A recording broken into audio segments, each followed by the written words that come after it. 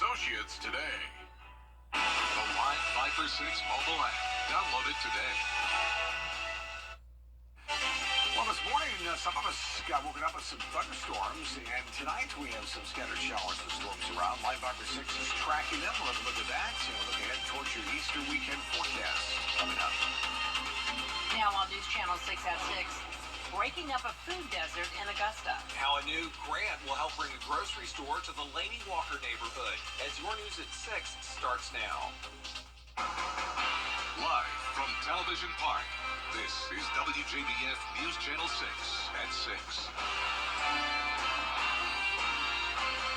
Good evening, everybody. I'm Grant Means. And I'm Jenny Montgomery. Thank you for joining us. Coverage you can count on begins with some big changes when it comes to traffic plans for Masters Week. Hannah Latier joining us live from the Washington Road and River Ridge Drive intersection to show us what we can expect. Hannah? Guys, the new traffic signal at this intersection is just one of the ways the city is trying to make Masters traffic flow smoother and safer this year. It should help patrons walking to and from Augusta National cross the road easier. Drivers will be able to turn left or right onto Washington from River Ridge, but won't be able to go straight. For morning traffic, the Washington Road exit 199 off-ramp will be closed. City leaders recommend getting off on exit 200 to get to Augusta National, but other exits will be open. There will be no northbound traffic on Berkman's Road in the evenings starting on April 6th. There will be a detour on Wellington Drive. And finally, QR codes will now allow patrons to easily find their parking spots on a mapping app. The mapping is going to be huge because I think that's been an issue for people that drive up and they're like, oh, this parking lot's closed, this parking lot's closed. Now they're going to be able to go to their phone, and everybody has a phone these days, but it's the last time they'll be able to use the phone because they can't take it in the Masters. But I think it'll significantly help. Many of these changes will be going into effect on Monday. Live in Augusta, Hannah Latier, WJBF News Channel 6. Well, we look forward to Masters Week, no question about it. Could use some Masters-like weather, maybe, as we get closer. That's right. Chief Meteorologist Tim Miller has an update. Coming up in just a few minutes. Jenny Brand. All right, Tim, we appreciate it. It's been on top of Augusta's to-do list for years, bringing a grocery store to the Central Business District. Augusta city leaders have cleared the way for a $500,000 grant that could help develop a grocery store in months. George Escala has the story. In the Laney Walker, Bethlehem area, it's a major issue not having a retail grocery store. Yes, it's inconvenient. Real inconvenience. We need one down here bad. Real bad. And I hope the commission come on and do something. A commission committee clearing the way for the city to receive a $500,000 community foundation grant that will aid in the development of a grocery store in the Central Business District. It allows for in-depth planning to begin in some aspects for acquisition to sort of move forward in some aspects as well. So really excited about this commitment. It shows that they're for real. Over the last 15 years, as redevelopment has taken place in the Laney Walker area, there's been talk of needing a grocery store.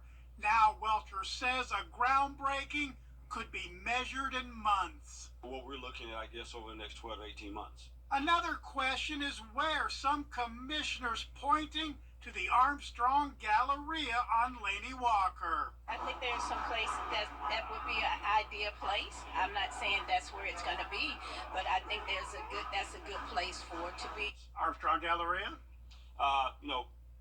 Don't want to speak to that. I'll abstain from that, but what I will say, there is a viable site. I'm hoping that we can do something over there. We have had a grocery store over there, so I'm hoping that that's the location. I don't care where it should go, long as they got one down here. In the Laney Walker area, a grocery store is now on the list. In Augusta, George Escala, WJBF News Channel 6. A Richmond County deputy who was shot in the line of duty last year is teaming up with the Shepherd Community Blood Center to encourage more people to donate blood. Isabella Moody here with more on that story. Richmond County Deputy Kenneth Mercer was shot after responding to a call last July. His recovery was aided by the blood donated through community blood drives. Today, the Shepherd Community Blood Center recognized some of the organizations that held blood drives at its Top 20 Appreciation Luncheon. Deputy Mercer was the event's keynote speaker. He reminded the people the importance of those blood drives and encouraged them to continue to donate. All blood donated to Shepherd remains local, and the CEO says keeping it in the community is vital. It's every day that people need blood, and we don't know often who it's going to go to, and we do it because it's the right thing to do and because we want to help. But it means so much when you're able to see who it helps, and when you're able to hear what it means to him and his family. There are 4 Shepherd locations in the Augusta area where you can donate blood. We have a link where you can find the closest one. Also, hear from Deputy Mercer about his gratitude for the organizations that helped him beat the odds. On WJBF.com. Jenny? All right, Isabella, thank you. Columbia County high school students have a chance to earn up to 12 college credits toward a degree in education. Teaching as a Profession, or TAPS Talks, is a program designed to inspire students to become future educators. It's a 3-year pathway at Augusta University. Any student can choose it starting in their freshman year in high school.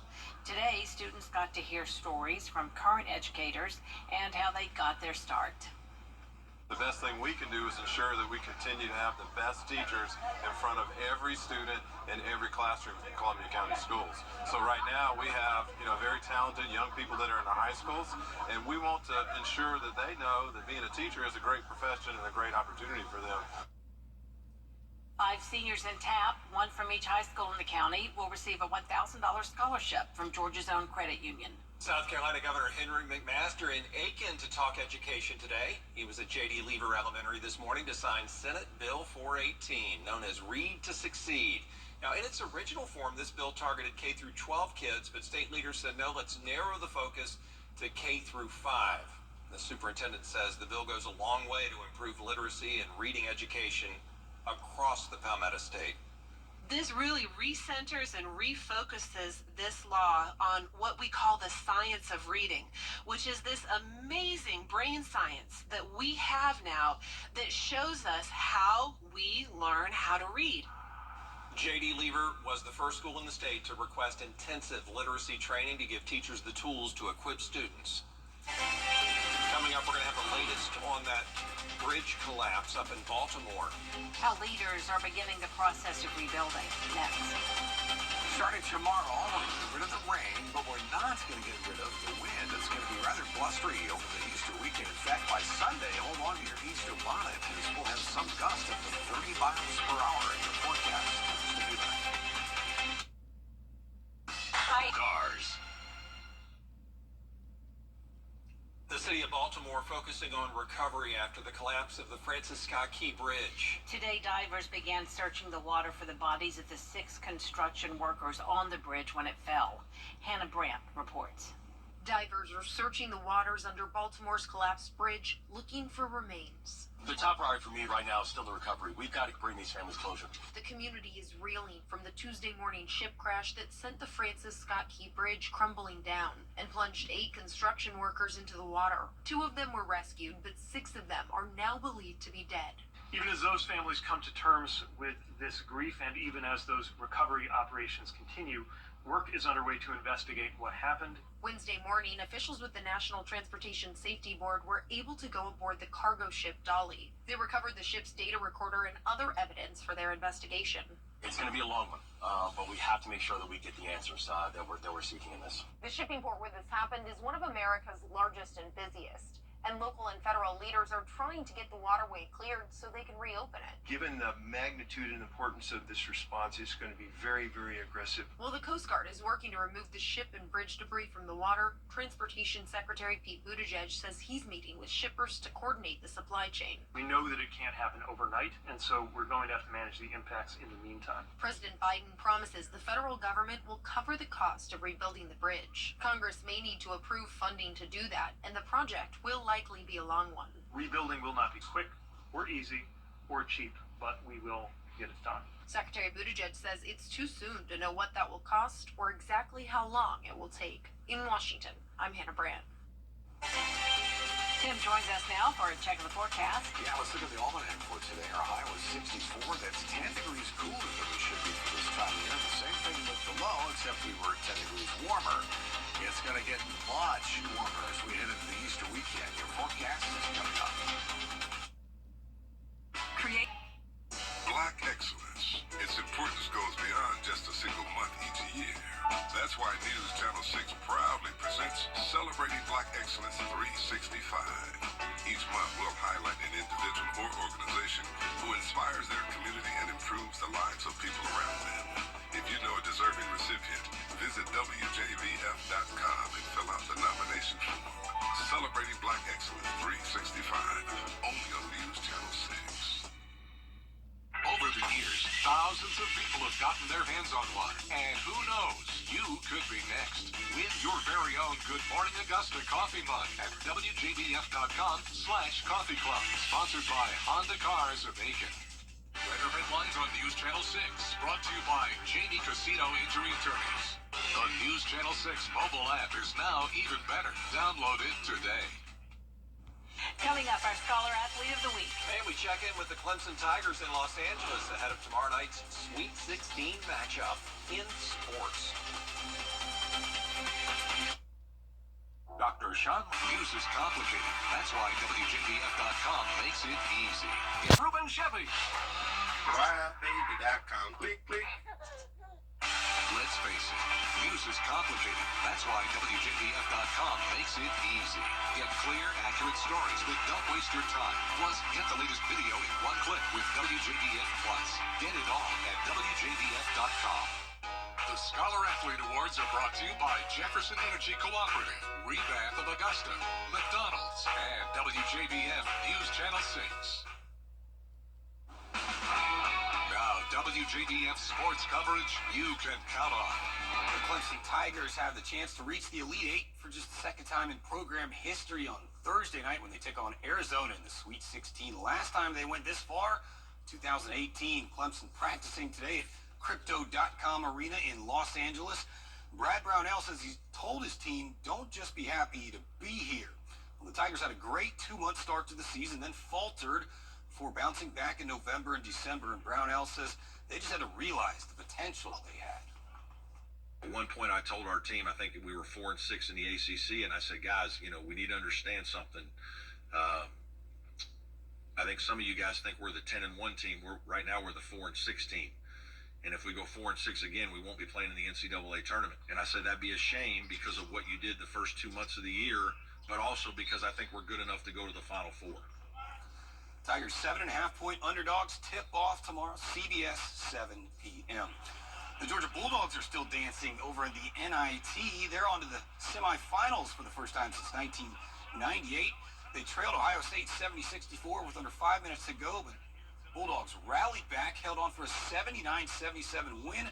They'll face the Seton Hall UNLV winner at Hinkle Fieldhouse in the semifinals Tuesday, April 2nd. Opening day for the Braves been pushed back from Thursday to Friday due to expected bad weather in Philadelphia. Former Clemson Tiger and Augusta Green Jacket Spencer Strider still going to get the start. Braves won 104 games last season, but have lost to the Phillies in the division series 2 years in a row. They'll go for their 7th straight NL East Division title. This week's WJBF Scholar Athlete of the Week is Richmond Academy's Travis Wright. He's a 2-sport star for the Musketeers, the captain of the football team. He's named first-team All-Region as a senior, and on the track, he was medalist in the mile event. In the classroom, how about a 4.0 GPA, earned the highest SAT score in his class, and he's ranked 3rd in his class. His parents and coaches say he's a hard worker and a good leader for younger kids. Oh, it's awesome. I mean, I started off my senior year, and I knew that I wanted to leave an impact on the school and be a role model and be a leader to some of these younger kids. And I just hope that they take something away from this, just to work hard and follow your goals and your dreams. Oh my goodness, we're just so proud of him. He's worked really hard in the classroom, on the field, and just, he's really accomplished a lot of his goals, and we're just super proud of him. Basically, Trav kind of coming from EDS, which was a small school in 8th grade, coming to Richmond, in a much, much bigger environment. He really blossomed, through football and academics. So I think his leadership skills just, have really where he's blossomed, in my opinion. Trav is outstanding as a human being, a player, and just an overall leader for sure. Trav stepped in and was able to do things that surprised me. I think surprised him as well. But nonetheless, he set a foundation for us to move forward for sure. And he's going to hang up the helmet, focus on his academics as he heads to the University of Georgia Honors College in the fall. Big congrats to he and his family. Yeah, way to go, Trav. Long line of great athletes in that family. That's right. And ARC too. Yeah. Definitely. Thanks, Brendan. We'll be right back. From scheduling your medication at the pharmacy, Medical Associates Plus has you covered.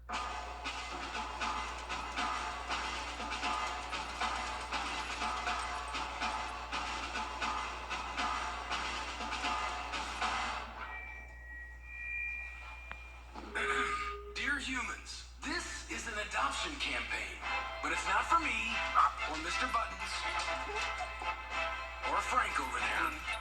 It's for you, humans. This is a call to humans to adopt our movement, to adopt our cause. This isn't just about saving one of us. It's about saving all of us. Thousands of lives, every single day.